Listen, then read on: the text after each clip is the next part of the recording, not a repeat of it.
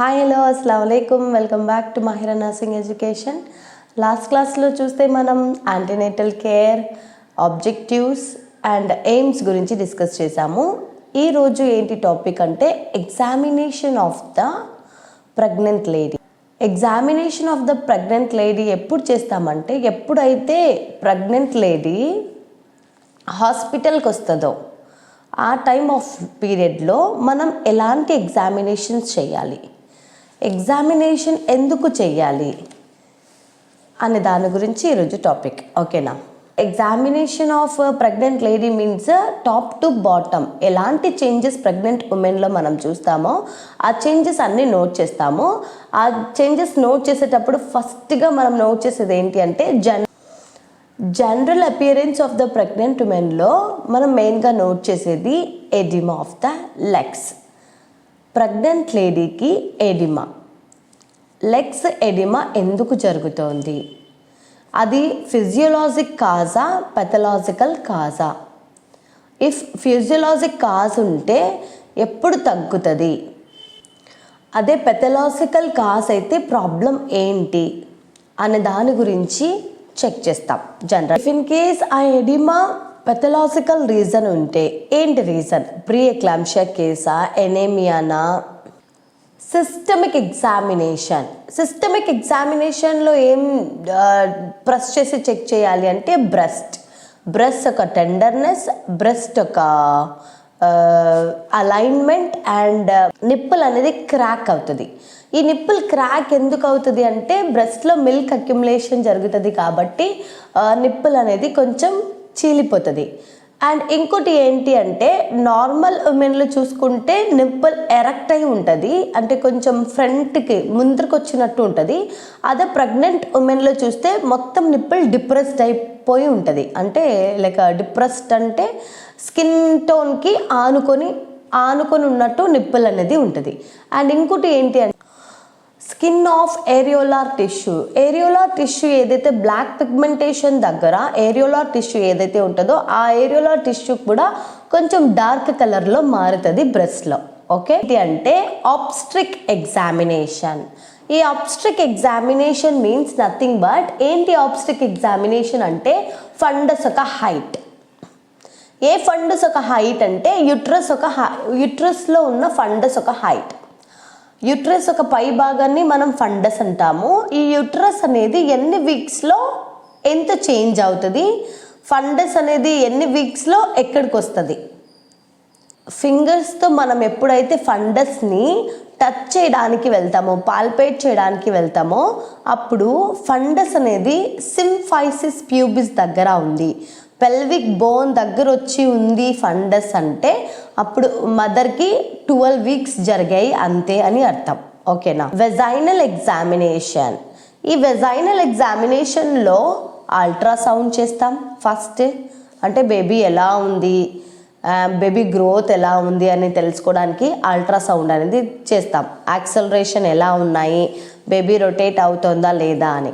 దాని తర్వాత వెజైనల్ ఎగ్జామినేషన్లో ఇన్స్పెక్షన్లో ఏం చేస్తామంటే వెజైనాని చూస్తాం. వెజైనాని చూడడానికి వెళ్ళినప్పుడు ఆ ఎగ్జామినేషన్ చేస్తున్నప్పుడు మన థంబ్ అండ్ ఇండెక్స్ ఫింగర్ని యూజ్ చేసి ఆ లిప్స్ ఆఫ్ వెజైనా ఏవైతే క్లోజ్ చేస్తూ ఉంటాయో ఆ లిప్స్ని ఓపెన్ చేసి వెజైనా ఒక స్కిన్ సాఫ్టనింగ్ అండ్ మాయిస్ట్గా ఉందా లేదా, సాఫ్ట్గా ఉందా లేదా, వెజైనా ఒక నేచర్ ఎలా ఉంది అనే దాని గురించి వెజైనల్ ఎగ్జామినేషన్లో చెక్ చేస్తాం. Routine investigation. ఈ రొటీన్ ఇన్వెస్టిగేషన్లో ఏం చేస్తామంటే బ్లడ్ టెస్ట్. మెయిన్గా బ్లడ్ టెస్ట్ ఎందుకు చేయాలి అంటే if in case first HB levels check చేస్తాం, బ్లడ్ ఎంత ఉంది అని. ఎందుకు బ్లడ్ ఎంత ఉంది అని చెక్ చేయాలి అంటే నార్మల్గా 5 months దాటిన తర్వాత ప్రెగ్నెంట్ ఉమెన్కి బ్లడ్ అనేది తగ్గిపోతూ ఉంటుంది. సో అలా తగ్గకుండా ఉండడానికి వాళ్ళకి మంచి హెల్త్ ఎడ్యుకేషన్ ఇస్తూ మంచి న్యూట్రిషన్ తీసుకో అని చెప్తూ మనం బ్లడ్ ఎగ్జామినేషన్ అనేది చేయాలి. ఓకేనా? ఇంకా ఏంటి అంటే RH గ్రూపింగ్ కూడా చెక్ చేస్తాం. ఈ RH గ్రూపింగ్ ఎందుకు చెక్ చేయాలి అంటే if mother has RH positive, foetus RH నెగిటివ్తో ఉందేమో అండ్ దాని యొక్క కాంప్లికేషన్స్ ఏవైనా ఉంటే ఎలా ఫేస్ చేయడానికి కూడా ఈ రొటీన్ ఇన్వెస్టిగేషన్ అనేది హెల్ప్ అవుతుంది. ఈ RH పాజిటివ్ నెగిటివ్ గురించి నేను నెక్స్ట్ క్లాస్లో ఇన్ డీటెయిల్గా చెప్తాను. Okay. And next ABO blood grouping. ఈ ABO బ్లడ్ గ్రూపింగ్ గురించి కూడా నేను ఇన్ డీటెయిల్గా చెప్తాను. ఎందుకంటే ఇది OBG ఆబ్స్ట్రిక్లోనే ఈ 2 blood groupings are very important. ఏదైతే మదర్కి ఫీటస్కి ప్రాబ్లం రాకుండా ఉండడానికి ఈ ABO blood grouping and RH negative గురించి మనం స్టడీ చేయాలి. ఓకేనా. అండ్ ఇంకోటి ఏంటంటే యూరిన్ టెస్ట్. యూరిన్లో HCl లెవెల్స్ ఎంత ఉన్నాయి, ఏమైనా ఇన్ఫెక్షన్స్ ఉన్నాయా, యూరిన్ కలర్ చేంజ్ అవుతుందనేది యూరిన్ టెస్ట్ కూడా చేస్తాం. ఇది routine investigation. Special investigation. Special investigation ఎవరికి చేస్తామంటే రేర్ కేసెస్లో చేస్తాం. బట్ ఇప్పుడు అందరికీ యాక్చువల్గా చేస్తున్నాము.